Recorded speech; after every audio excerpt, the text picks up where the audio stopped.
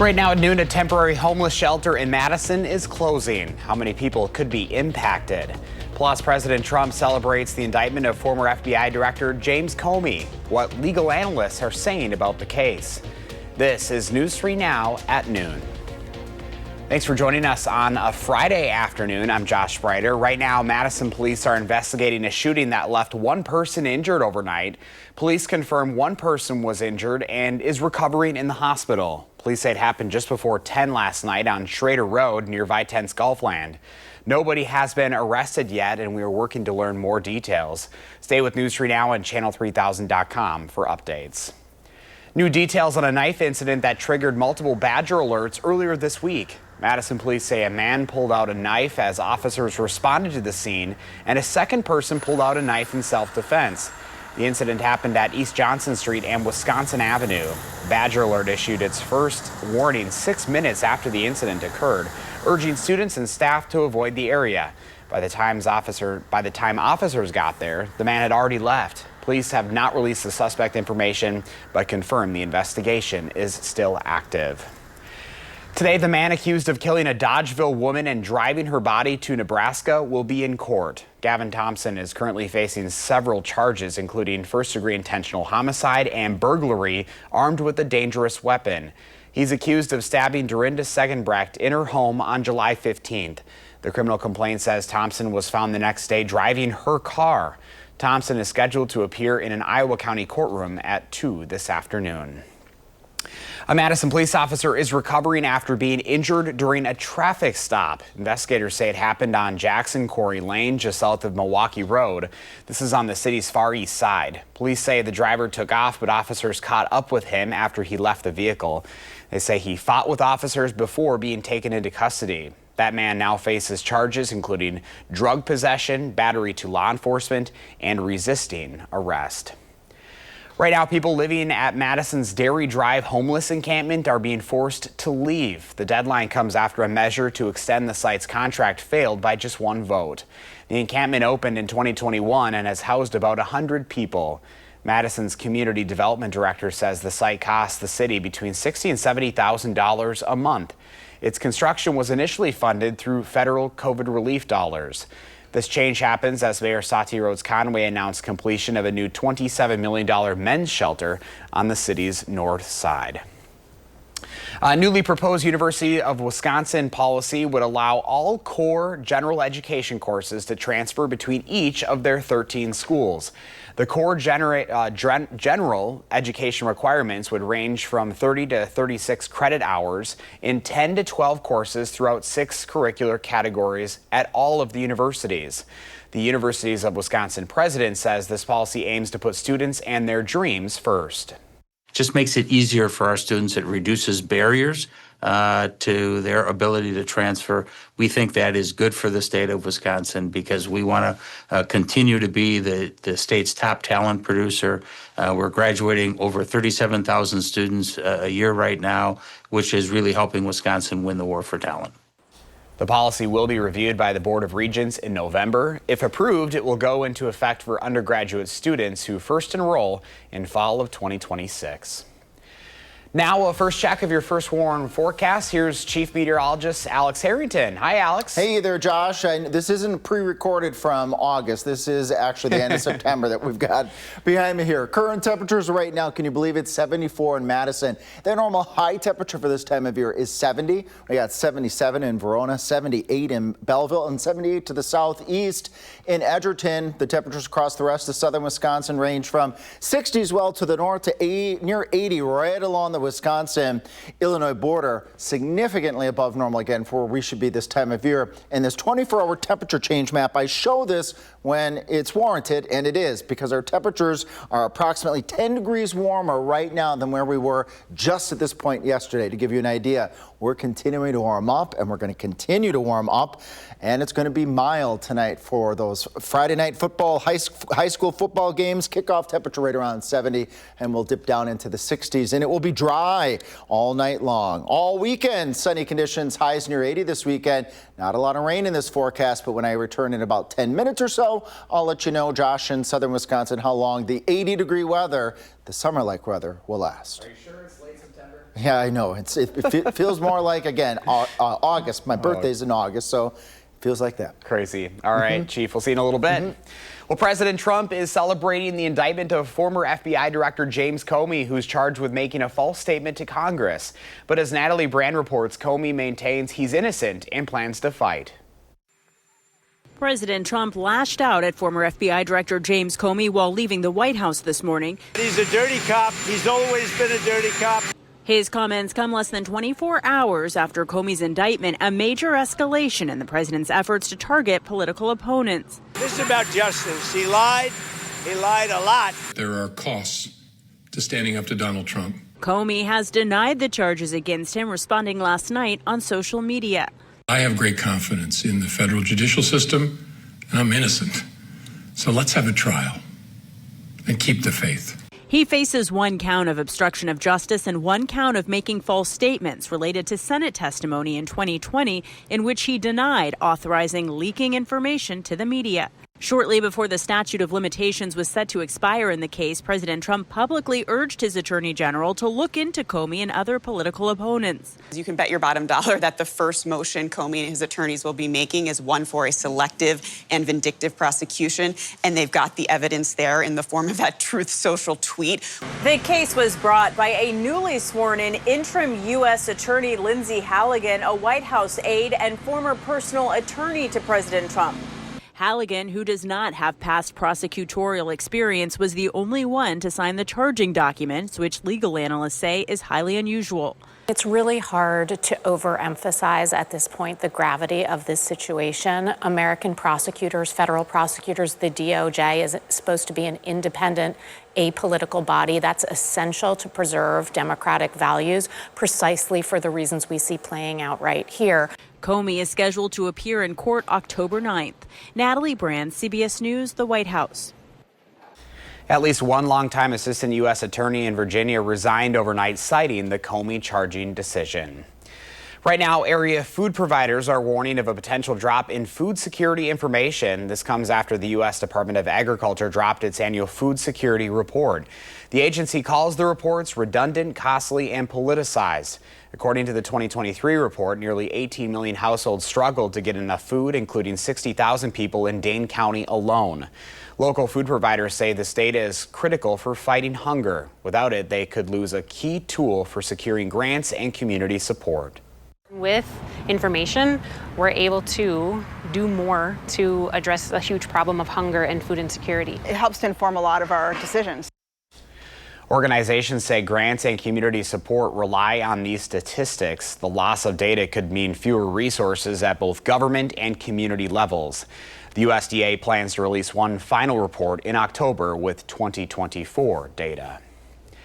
Coming up next on News 3 Now at noon, how much Amazon agrees to pay the Federal Trade Commission in a settlement. Plus, President Trump announces new tariffs. What items are going to be impacted?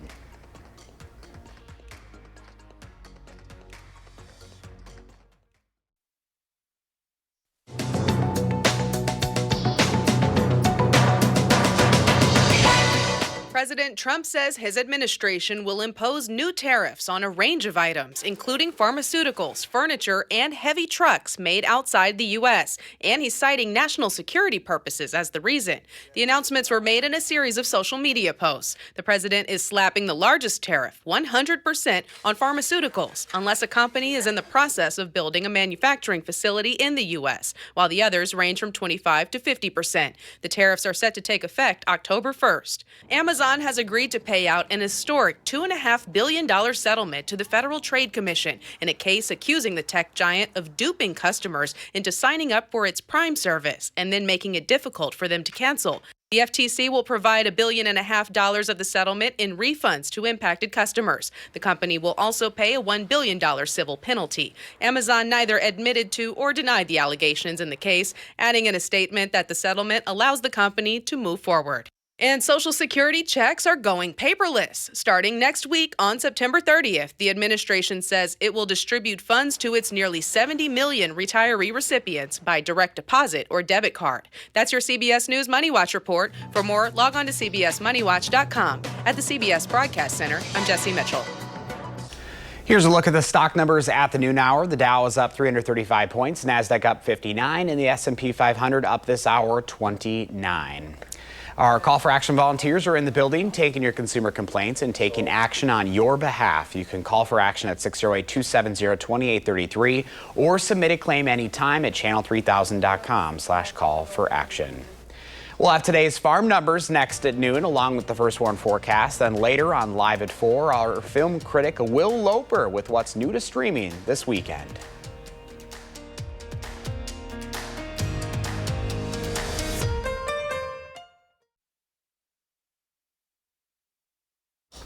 Pam is out of the radio barn this afternoon, so here are your farm numbers.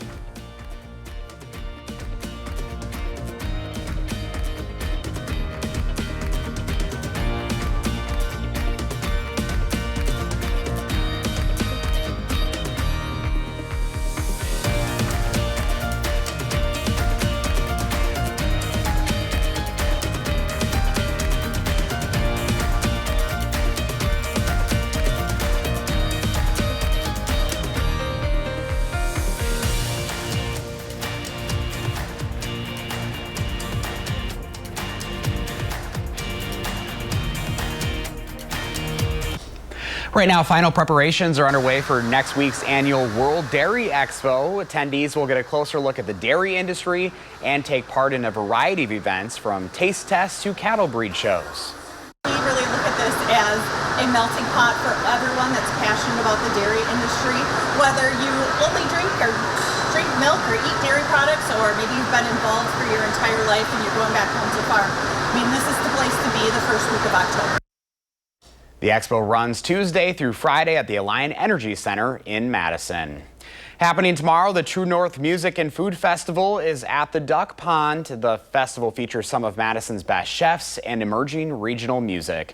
Our partner, Madison Magazine, is a proud sponsor of the event. Tickets can be found at truenorthfest.com and start at $15. $2 from each ticket sold will benefit domestic abuse intervention services and the Dane County Food Collective. Well, it looks like it's going to be a beautiful weekend for anything, yes. As Chief Meteorologist Alex Harrington joins us now with your first warn weather. Hi again, Alex. Hey, howdy there, Josh. Howdy there, Southern Wisconsin. Summer like, and I'm going to be downtown at the Duck Pond later this afternoon at 4, 5, and 6. We've got some nice interviews lined up. I got some nice things, and the 3 things you need to know all lined up here for you. Sunny conditions lasting through the weekend. Highs near 80 this weekend, and very little rain, though. But there's 2 sides to that rain coin. One side is, well, yeah, we need some rain in the soil, but the other side is for our farmer friends, just speaking, piggybacking off of Pam's numbers there, farmers appreciate the dry weather because that dries out the soybeans and the corn for a good harvest. Temperatures out there right now, mid-70s, right around 80 degrees, so it is warm across the area, and the high temperatures today will get into the upper 70s to the lower 80s. We'll do 83 for the warmest high temperatures near the Wisconsin-Illinois border. That high school football forecast for tonight, 70 to start off at kickoff, then the 60s, dry. You probably just need a light jacket is all you're going to need for tonight's high school football festivities across southern Wisconsin. We'll do 83 for high on Saturday, 81 as we go into Sunday. Mild conditions and dry weather, like I said, is going to stick around here for southern Wisconsin. Why are we staying dry? Well, going all the way out to 8 to 14 days, staying dry across much of the country, also staying drier than normal as well, according to the Climate Prediction Center, going well out to October. And here's the reason why. We're going to have this continuation of this high pressure system that's just going to sit and reinforce over the course of the next couple days, if not the next week and a half, 2 weeks. And that high pressure is an area of sinking air. You don't get any showers and thunderstorms in the middle of an area of high pressure. It tends to be sunny, and it tends to be warm during the day and mild to cool at nighttime, with all the shower and thunderstorm activity going around that area of high pressure. And that's going to stick around, like I said, for the foreseeable future. That's the reason why we're going to keep these really warm temperatures. We'll do 80 again for today, 83 on Saturday, 81 Sunday, Monday, 80 on Tuesday. Tuesday, then the mid to upper 70s all the way out into the following weekend. That only chance of rain, the only tiny chance, is late next weekend, going on into later Saturday night, going on into Sunday, will be our only chance of getting a couple of raindrops across southern Wisconsin. But if you are a fall color enthusiast right now, if you head up towards northern Wisconsin, you're going to start to see some patchy colors out there right now. The oranges and the reds are really starting to show up in some places. Some areas are nearing peak in far northeast Wisconsin, closer to the UP of Michigan. Here in southern Wisconsin, only Juneau County right now starting to see some of the patchy colors really starting to emphasize themselves. But this is going to be changing over the course of the next couple of weeks. Our peak in southern Wisconsin is once we get to the middle and towards the end of October. But once again, we have a beautiful forecast ahead of us, Josh, in southern Wisconsin. If you like the summer-like temperatures, those temperatures in the 70s to near 80, they're going to stick around. And again, the dry stuff, I know we need that moisture in the soil and in the watershed, but for our farmer friends, as I was mentioning, having the dry conditions is good to dry out the soybeans, dry out the corn. Let's get the harvest in, and then let's get some rain and some moisture back in the ground. Absolutely. I'm just excited. I think I'm going to get out on the lake a little bit more than I expected. Yep, as much as you want the next 7 to 10 days. All right, Alex, thank you. Yeah. Well, some faces you might recognize will soon be making a comeback to a familiar place. After a few years broadcasting out of their Times Square studio, CBS Mornings with Tony, Gail, and Nate is returning to its TV roots. Jared Hill reports from their new set in New York. Welcome to the brand new home of CBS Mornings here in the iconic CBS Broadcast Center. We're getting a sneak peek in between rehearsals, so let's see what we can find. Tony DeCovo, what's up? How's it going? Everything's going. I mean, we're moving. We got a brand new studio that's in the same space as the old studio. The move back to the Broadcast Center puts CBS Mornings, CBS Evening News, CBS 24/7, and so many of the journalists who make all these shows happen once again inside the same four walls. Journalism is a team sport. Chatting through stories that are complex, that have nuance, hearing other people's perspective on things in the building before you go out of the building is so valuable. In 1952, CBS purchased the building that takes up nearly an entire city block on the west side of Manhattan, turning the Broadcast Center into a pillar of television production. But the building's origins a bit earthier. It was originally a milk processing plant. In 1964, dairy equipment was swapped for news desks when CBS moved in. The building, described as the largest self-contained radio and television production center in the United States, even equipped with recording studios for Columbia Records.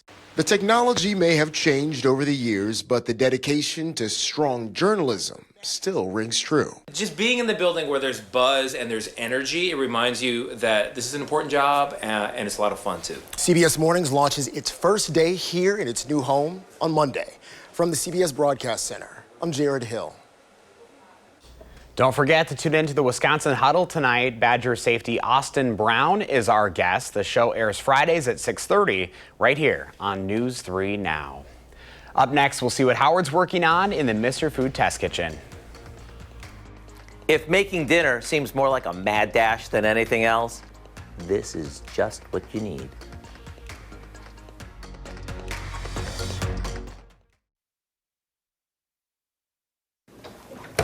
You know, with how busy we all are these days, it's often a mad dash to get dinner on the table. And on those nights, and I know that's almost every night, a recipe like today's stir fry is exactly what you need, because it's done start to finish in only 10 minutes. Watch how easy. We begin by heating a skillet for about a minute until it's very hot. Okay, we add a bit of sesame or vegetable oil to it, and once it heats up, we quickly saute some minced garlic. Then we toss in some strips of red pepper, snow peas, and sliced mushrooms, and give it a quick stir. That's why we call it a stir fry. After a couple of minutes, we add some large raw shrimp along with a bit of soy sauce, black pepper, and a few sesame seeds. And that's it. Once the shrimp turns pink, it's done. Try serving this over some quick cooking jasmine rice or over a bed of spinach. Now, this is my idea of fast food. Like I said, the whole thing doesn't even take 10 minutes, and the taste is second to none. So hurry up. Go online and get a recipe for what we call sizzling shrimp stir fry. so you can be armed with a dish that fits those nights when you need something extra quick and extra good. I'm Howard in the Mr. Food Test Kitchen, where today we're looking for a faster way for you to say, ooh, it's so good.